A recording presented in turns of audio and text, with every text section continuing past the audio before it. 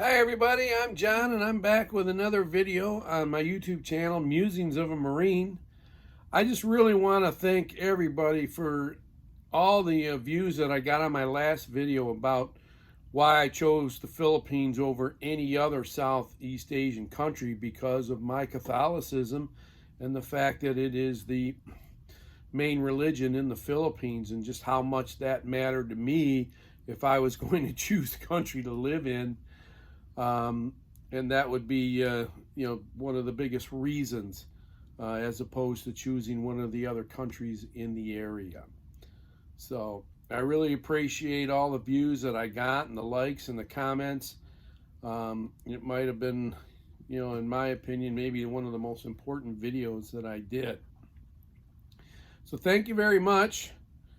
But I'm kind of want to go on the 180 from that topic with the topic that I want to talk about today. My wife Diana is currently in England visiting her brother Ali and his family, and you've probably heard me mention in other videos my niece Annette and my nephew Pito. They live in England now. Pito is married. His wife Carmel lives over there, obviously, and even my niece Annette's boyfriend, Ivan, lives over there now. So maybe they'll get married someday. So right now I'm a bachelor, and now I can talk about this particular subject. This is probably going to be perhaps the most controversial video I've ever made. But I've touched briefly on how me and the Philippines all happened. Starting in 1984 with a trip to Angeles when I was stationed in Okinawa, Japan, and why that happened. Get my heart broken by a Japanese lady, a bar lady, and wanting to go to the Philippines, and quite honestly, to go down there and meet up with the bar girls in Angeles because, I knew that they would sleep with me. So that's really how it started. And I call this video how the Angeles bar girls made me a gentleman, because I'm going to be totally honest, and if anybody wants to make fun of me or laugh at me over this, I don't really care.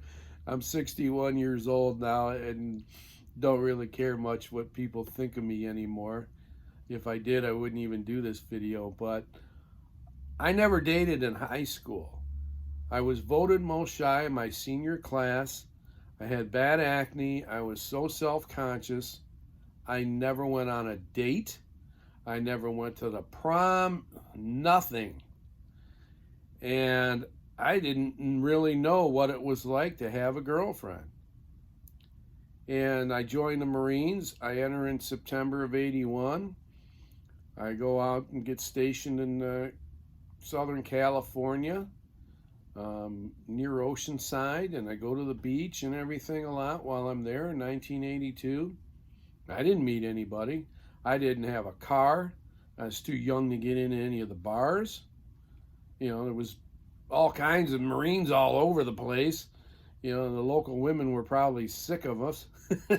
So, nothing. No chance of getting a girlfriend there. And I did meet a nice lady when I came home on vacation in June of '83, but then it was back off to for Okinawa and, halfway around the world.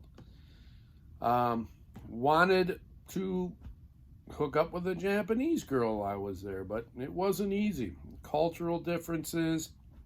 I had a friend over there who married a Japanese girl that he had met over there, but so much of it had to be done in secrecy because her parents didn't approve. The culture in Japan is much different than it is in the Philippines, I'll tell you that. So I had no luck with Japanese girls either. So as the story goes, my friend Bert and I, we go to this bar in Okinawa called Cherry Point near the base we were stationed at. We both had the hots for two different girls that worked in this bar, and we weren't able to hook up with either one of them. So we were bummed. It was like, hey, we know the bar girls in the Philippines, and go down there. You can pay their bar fine, as they called it. Doesn't mean they have to sleep with you, but they generally did. So off we went. And now finally, this isn't about what happened in the hotel room. I'm not going to get into detail about that. But the experience that I went through, even though I paid these ladies bar fines, when she would leave the bar with me, it was like a date. You know, we didn't just go back to the hotel room and hop in the sack or anything. It was like a date. Go out to eat, go to a nightclub. There's one in Angeles called the Third Eye that we go to. You could do some dancing. I don't recall doing that, but we could have. And they had oil wrestling one night where girls in their swimsuits with oil in these kiddie pools full of cooking oil. And the first time I went there, I met this lady named Myra, and actually she kind of almost threw herself at me. I'm sitting at the bar. The girls would dance on the bar, fully, in bikinis. They weren't naked or anything. And she just plopped down on my lap, and well, that was that. She was my companion for the week. So, and so she would take me to these different places, and I tried to show her a good time as best as I could. And what she did for me was she literally she lived in Angeles. She was a local resident there. She took my clothes home one day with her. And washed them for me. I was a little worried that she wouldn't bring them back, but she did, and my whites never look whiter, let me tell you. So, but I never went on a date, and now here I've got this lady that I can take, to the bar, to go clubbing, go to a restaurant, whatever. And it was really, really nice. And I was very protective of her, and she certainly was of me. When you would go there, you wanted to hook up with somebody, and only one lady, that's it, because they could get jealous very easy. You could potentially be their ticket back to the United States. So it's best to stay with one. You looked out for them, you took care of them, they took care of you. And that was important. Keep you away from all the places, the con men over there. Try and get you to play cards and con you out of money and stuff like that. Certain parts of the city that you shouldn't go into. So, sure enough, that's how my first trip to Angeles went. And essentially, for that 8 days, Myra was my girlfriend. And even though, yes, I was paying $12 every night to get her to leave this bar she worked in called the Mirrors, she was essentially my girlfriend while I was there. I'd never experienced anything like that beforehand. And so when you're out there with a young lady and you're doing things like that, well, I have a big heart. I wasn't going to act like a jerk to her. I very much appreciated it. And what was a trade-off for her? She got part of the bar fine. She got to sleep in a nice, comfortable bed in an air-conditioned hotel room instead of going home and sleeping on a less comfortable bed in a house that probably was not air-conditioned at all. And then 9.5 months later, I went back again to Angeles in June of 1985. And this time, Myra was... I went to the bar where she worked and asked about her, and found out that she was about to have a baby. And I was assured it was not mine. So I said, okay, well, I remembered another young lady who worked at this bar, and I says, well, is she still working here? And I don't remember her name, but the lady at the bar said, yeah, she's here. She'll be here at noon. So I said, okay, I'll come back at noon. So I went to the bar next door. It's called Casablanca, and I never did go back to the Mirrors at all, because in Casablanca I met another young lady there, and I spent about 2.5 days with her, and we really didn't do much of anything. We just go out to, a nightclub or something like that. But, to be able to walk down the street, with a lady, with your arm around a young lady, and, someone who's very pretty and whatnot, I never experienced that before until I went to Angeles. I mean, I felt like the king of the world, I really did, because, wow, I'm actually walking down the street with my arm around a pretty lady. So what if I had to pay this bar fine? I didn't care. She was nice to me too.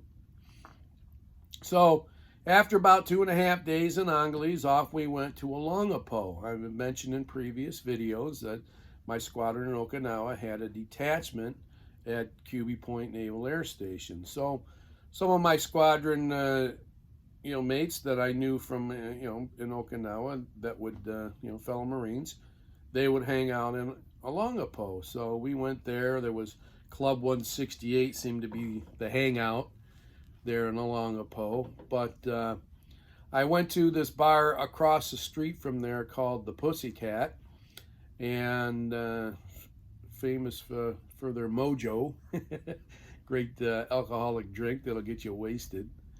And I met a young lady named Nancy there, and I may have mentioned, this was quite a cultural experience for me now, because not only,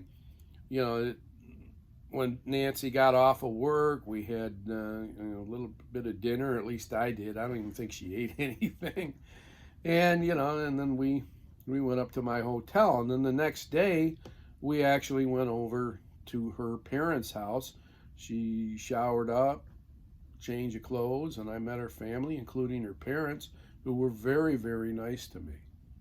So, I mean, not only now do I have another pretty girl that I can put my arm around and walk down the street proudly with, but now I'm meeting her parents and her siblings, and lo and behold, she had a baby daughter too that I didn't really ask about, but that was how that started. So I spent about 2.5 days with Nancy there in Olongapo, and then I never saw her again. So, because then it was off to Baguio. And so we go up there, met this really pretty young lady there. Her sister greeted us, and my friends Jim and Ed and I, we were all walking around the city to check out things, and we were heading over towards Burnham Park, that has the lake in the middle where you can rent the paddle boats and whatnot. And that's where this lady came up and started talking with us and offered to show us around. And she wasn't very attractive, but she was friendly. But her little sister was very attractive, and she took a liking to me. And boy, after a few hours, we went to Mines View Park up in the mountains, and then a place called Imelda Marcos Park. And by that time, me and the pretty little sister were holding hands, and we had planned to meet up that night. But my friend Ed just couldn't bear the thought of being with the older, not attractive sister, so it never happened. I was pretty bummed out. I don't even remember the young lady's name that took a liking to me. But once again, here I am, a guy who could never get a date in high school, couldn't get a date when I was stationed in Southern California. And here I am walking around Mines View Park and Imelda Marcos Park in Baguio, holding hands with this pretty young Filipina. Man, oh man. And she wasn't a bar girl. She was just somebody who lived there, the two sisters. we went over to their house briefly, met their father, really nice guy, and geez, so this is really my first experience of dating and even having any semblance of a love life. And so you can talk about these bar girls all you want and what they supposedly are. You want to call them prosties or some other, downgrading term like that, go ahead. But for me, that was my first time really in any sort of situation where I had a girl to go do things with. And it means a lot to me. And ultimately, when I got out of the Marines, it took me a long time to get married. And maybe it's because I was waiting to find my Filipina, which I ultimately did. So anyways, to wrap up the story on a couple of notes, went back to Angeles, met up with a nice young lady that I met there the second time around, and spent about 2.5 more days with her. And we went to movie theater together. We went to the movies when I was in Longapo too, with the young lady Nancy that I was spending time with. Never had done that before. It's like you're going on a movie date with somebody. I'd never done that before.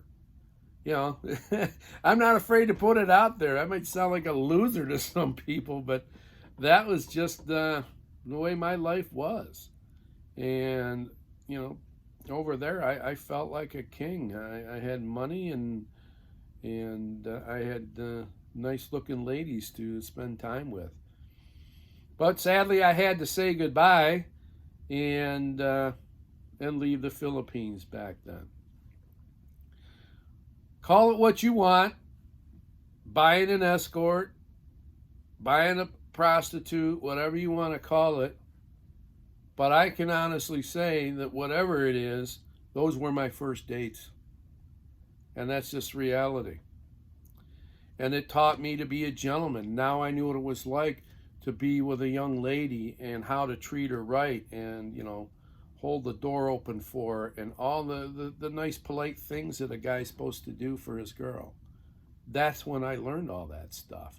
Even when we were in Baguio, we did end up going out with a few other people, and my friend Jim tried to hook Ed and I up with dates.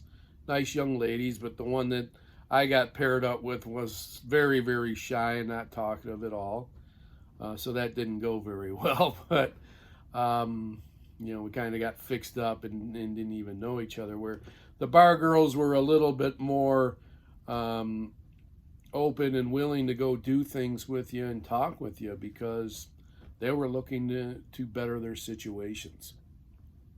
And I want to leave it on one last story here that kind of fits this theme. I call this video, Bar Girls, Made Me a Gentleman. Well, here's a good example of it, and it didn't happen in the Philippines. It happened in Pohang, South Korea. We were in a bar one night. There was this young lady there by the name of Missy Yu, and every time I would go in this bar, she would sit with me. Pretty lady, really liked her. One night, some other Marine, he's drunk. He's drinking a bottle of Oscar, which was the champagne they had over there. And rather than taking the cork off of it normally, he pops it off. It shoots up, hits the ceiling, deflects off the ceiling, and hits the young lady sitting with me right in the arm. And I know it hurt her. And I said to the guy, "Hey, you need to watch where you're shooting those things." He's like, "Yeah, whatever." And I says, "Yeah, you really need to watch it." And the young lady with me, Missy Yu, she's trying to calm me down, right? It's okay. Don't get upset over it. Well, Missy Yu is a prostitute. I'm not going to lie about it. She was. And I was ready to get up and get in a fight with another Marine to protect her honor. See, that's how I'm built.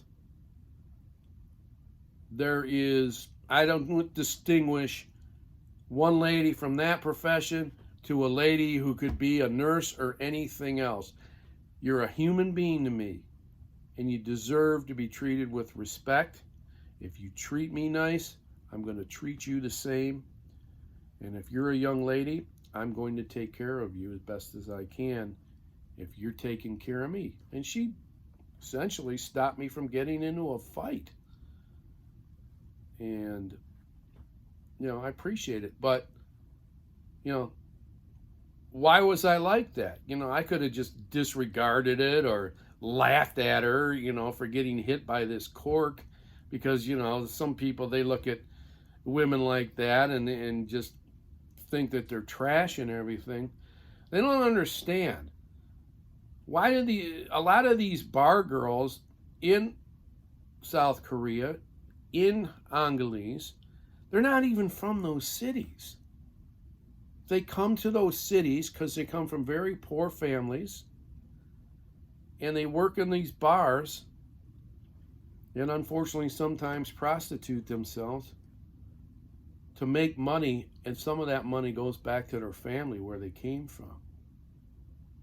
They're not doing this because they want to, because they're hooked on drugs or something like that, and they don't have any other option to keep up their drug habit. They're doing that to survive. And we as Americans, we don't understand that. So many of us are so spoiled by comparison, we can't even fathom a life like that.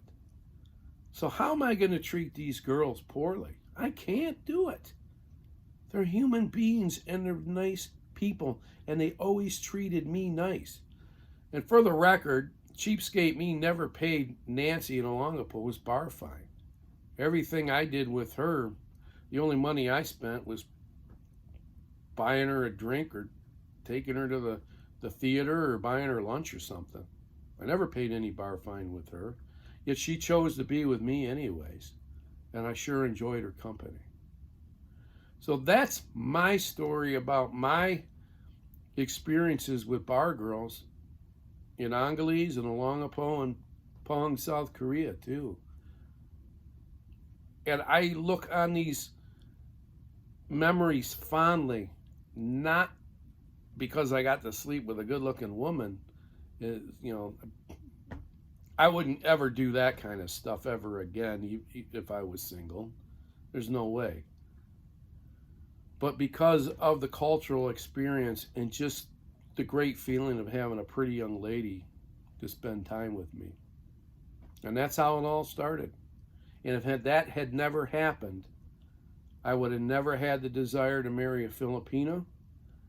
And I wouldn't be telling you them stories about all my trips to Iloilo and how we have a house over there and a condo. None of that would have happened if it hadn't been about my friend Bert and I getting our hearts broken and going to Angeles City to hook up with a Filipino woman. That's the story. And I'm not ashamed of it. And if anybody thinks that I'm hard up because I had to do that, well, so be it. There sure were a lot of other U.S. servicemen who have a similar story as I do. And, hey, look where I ended up. I ended up with a good wife, married into a very nice family, and all these trips to Iloilo and our homes over there. Man, I couldn't ask for anything more. Iloilo is my favorite place in the world. And it all started on that first trip to Angeles City in August of 1984. So, hey, that's my story. I hope you enjoyed it. I hope you don't think it was a little too controversial. I'm a good Catholic guy now, and I confess I wasn't back then. But that is how it all started with me in the Philippines. So thanks for tuning in. I sure do appreciate it. Subscribe if you haven't already, if you've watched any of my videos and liked them. I'm John. Thanks for tuning in. Semper Fi. God bless. And I'll talk to you soon.